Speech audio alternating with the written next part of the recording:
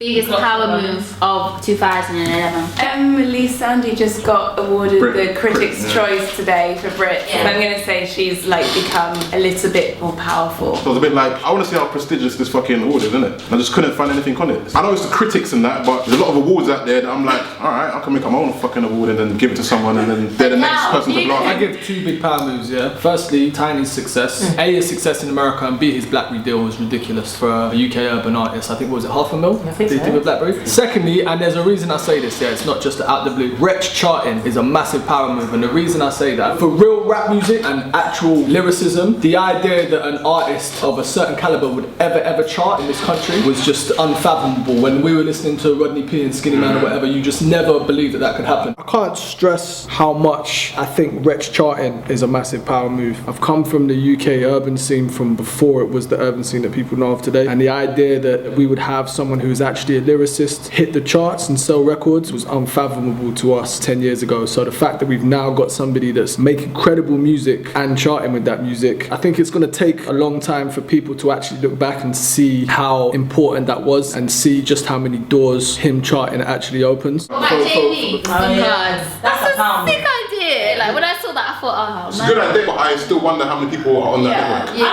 I'm thinking more orange. Couple. Okay. Alright, cool. When I heard about that, I thought that's lies. But then I saw footage of JME going to the newsagents and getting like £10 boy but no credit, and then they printed out the slip, and then at the bottom of the slip, I swear it said something like, you done know. I thought, wow, these men actually doing it. To get your own telecom, that's a next level. They got a big fan base, and all these people are gonna go get like pay as you go, put credit on the things. That's just big money. That's a power move. Me and Orange Boy were quite committed. So Orange Wednesdays, them magic numbers. A lot of kids have 2 phones for them. They can get the best of both worlds. Yeah, true, It's cheap to buy it, and then you got it. And it's got to be cool to have as well, surely. Now big up for them for making it happen, don't get me wrong. I'm not trying to take it away from them. Honestly, if it was a joke, I was like, so you got a network. So who do I speak to in terms of getting this deal? Do I get a free phone with it? Or it's alright, it's alright. It's kind of small scale, but at the same time for me it's big. Lady Leshurr, yeah, she's done a lot this year. As a female MC, she's been on World Star Hip Hop how many times? She's getting recognition from everyone. I just actually want to see her blow from it. The cypher. Yeah.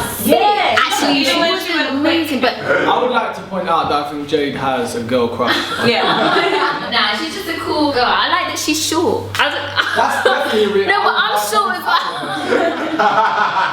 The biggest power move of 2011 for me has got to be LowKey. I've been listening to him for a long time. To see him chart in the US hip hop charts for me is a big thing, because there's a lot of UK artists that would love to be in that position, that are signed to big labels, that sell well here in the UK, that don't manage to get that recognition or that respect stateside. LowKey's done it completely independently. With no MTV, no radio support, he's doing it all himself and still outselling a lot of rappers that people would view as celebrities, I think is a massive indication of how far you can take your talent if you believe in what you've got to say and you don't try and follow what everybody else is doing. He's never changed a thing. He's always stuck to what he's doing and how he's doing it, and he doesn't care who says whatever, and you have to have respect for that and for the fact that that paid off. Power move for me was Lethal Bizzle getting his DENCH clothing range in official Arsenal shops. I don't know if that's a You understand the kind of merchandise that football clubs sell. He's very smart for doing that, and it's a sick move. But for me personally, it's a big power move. And I'm saying that's what we're here, isn't it? To debate. That's what I'm saying. For me, it's not. I just don't understand why they didn't think that's a power move, because they know it's a power move. But I mean, I don't even know what they picked anyway. But they're girls, man. Whatever. Basing power move on by money generated, because he will generate wedge from that. However he got to pull that deal off, big. Bring me in,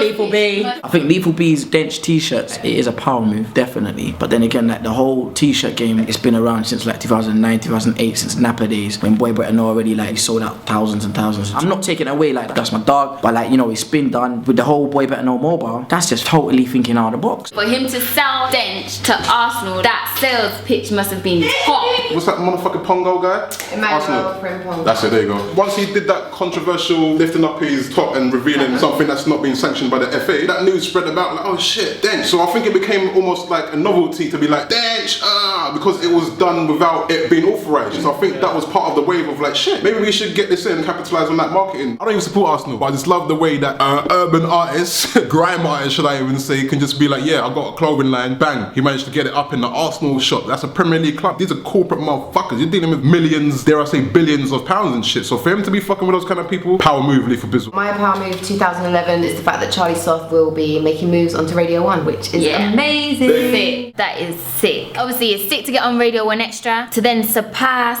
people who've been on Radio 1 Extra for years and jump straight onto Radio 1. You're gonna do it. Massive for Charlie Sloth, And massive the rest for of them as well that did it. Scream and Banger, Toddity and all them guys. Yeah, that's great. Big up Charlie Sloth, and he is someone that supports people, drives people, especially the UK scene. He's 100% behind it. There isn't one person, I don't think, in the UK scene that has got anywhere that can say that Charlie's never played their record, that he's never given them support. So hopefully by 2013 we'll see him making even bigger moves. Also massive because as far as the current reigning man of hip hop in this country, obviously there's a predecessor coming. He's on his way out, man. Yeah, of course he is. And that's not a diss to him, but obviously age is showing that there's a predecessor coming. And there was a couple of people that could have got it. Charlie, big up, because out of the people that it looked like might get it, Charlie deserved it. Snips was suggesting that there's some people who are on Radio 1 who are at that time now where I think maybe they should move on. I don't know, maybe we're thinking of the same person, maybe not, but there's a slot there waiting to be taken, and I think we all agree that Sloth's your boy.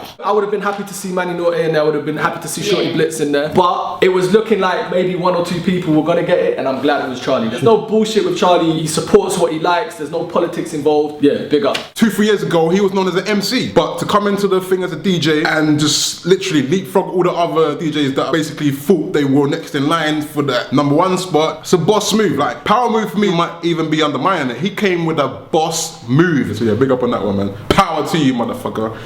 It's good to see someone real in a position, genuine, should I say, as a person and as a businessman in that position, innit? Because this music industry sometimes can be full of too many fucking gimps, innit? And I think as well, Lemonade Money, who have had a whole lot of stuff put on Channel 4. So they had like the Street Summer hip hop documentary, they've had Random Acts. For them as a production company, I know they've been working really hard for a long time and they had no hats, no trainers, but this is like an ongoing thing and they've been given chances to kind of prove themselves. And I think as a production company that supports the urban scene, they've kind of tried really hard and been pressing for a long time to do what they've done. Princess Naya!